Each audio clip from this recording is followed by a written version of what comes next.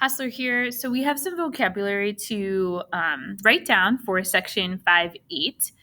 And so we are going to take some notes on that. And one of the vocabulary words, or really the only vocabulary terms that we have, is average rate of change. Now, we've heard the term rate of change before. I'm going to call this now an average rate of change. Average rate of change.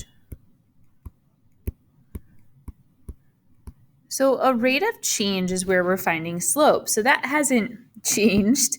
We're still finding slope between 2 points. I'm going to rate it as f of x sub 2 minus f of x sub 1, all divided by x sub 2 minus x sub 1.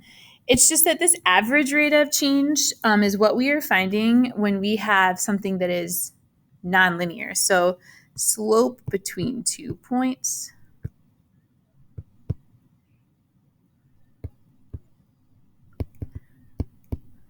for nonlinear functions.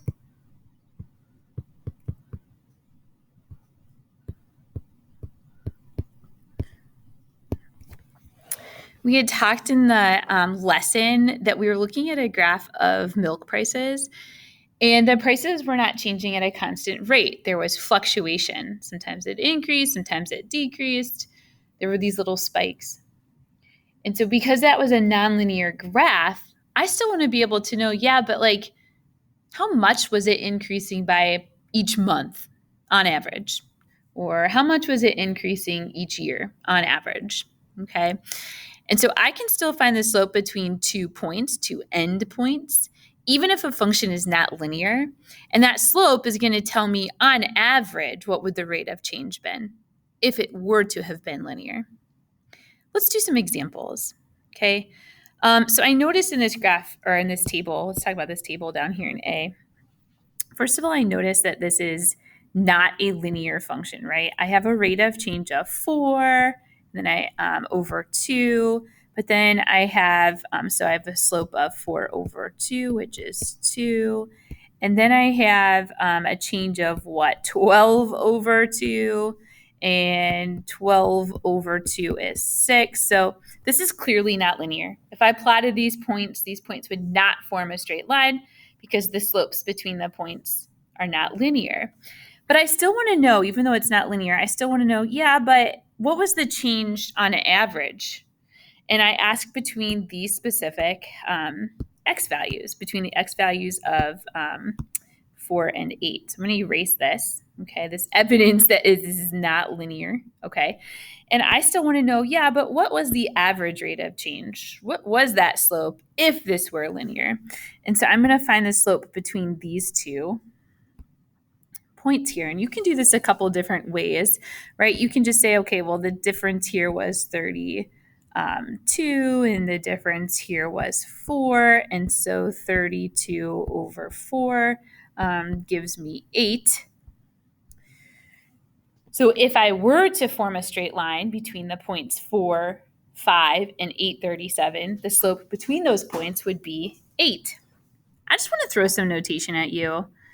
I could also say that we're evaluating f of 8 minus f of 4 all over 8 minus 4.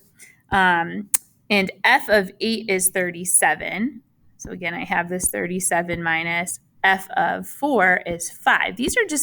This here just represents the outputs at 8 and 4, all over 8 minus 4, which is 4.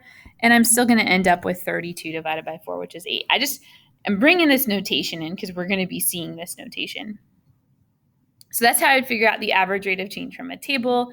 Instead of looking at the slope between 2 consecutive points, I can find what that average rate of change, or what the average slope would be between points that aren't connected to each other in the table, even though the function is not linear. What would that slope be if it were? All right, find the average rate of change of this g function, I'm on example B, between -4 and 1. So what I would do is I would take a look at when x is -4, and I would look at that point there. it looks to me like we have negative 4 comma 10. And when x is 1, so I have that point right here, and that looks to me like it's 1 comma 0. So again, I actually really like to draw in that line. I'm going to find the slope of this line. Clearly, this function is not linear. This is a nonlinear function, okay? And so because this is a nonlinear function, I'm not going to have the same slope between every set of points. But if I were to have a straight line connecting these 2 points, what would the slope of that line be? On average, how much did my points change is what I want to know. And so again, I'm going to do this notation. I'm going to say, well, we have this g function, and so I want to evaluate g of 1 minus g of 4. I want the outputs at 1 and 4 divided by the difference between negative 4, my bad. Between 1 and negative 4, 1 minus negative 4 is 1 plus 4. The output at 1 is 0, so I have 0 minus. The output at negative 4 is 10, so I got 0 minus 10 all over 1 plus 4, which is 5. And so I get a negative 2. I have a slope of negative 2. I could count that on my graph, but you have to watch your scale, right? My scale on the y-axis goes by 2, so I'd go down 10 and over 1, 2, 3, 4. Oh, 5, sorry. I have to start here. I go over 1, 2, 3, 4, 5. I'm like, something's not right here. And so I'd have my rise over run would be negative 10 over 5, which again is negative 2. So he says, find the average rate of change of the h function between x equals 0 and 6. And I have an equation for h. Now, it turns out that this equation is linear. So I can still find an average rate of change for functions that are linear. It's just that average rate of change is useful for functions that are not linear as well. Okay, so again, I'm going to do this little notation. Okay, I got to find the output at 6 minus the output at 0, all divided by 6 minus 0. So I'm just going to toss this notation in here. You know what, though? I have to do that calculation, right? Like off to the side, I need to figure out what h of 6 is by substituting 6 in for x. So half of 6 is 3, and 5 plus 3 is 8. And I have to evaluate this function at 0. So I have 5 plus 1 half times 0. And half of 0 is still 0, plus 5 is 5. And so it turns out that my output at 6 is 8. So I've got 8 minus my output at 0 is 5 all over 6. I get 3 over 6, which is half. And because this function is linear, it should match my slope that I have here. If my function's not linear, then it won't match that slope because you don't have a constant slope. But it feels like, oh, thank goodness. I did this right because the slope of a line is the same no matter which 2 points you use. Okay, so I would encourage you to try the check your understanding.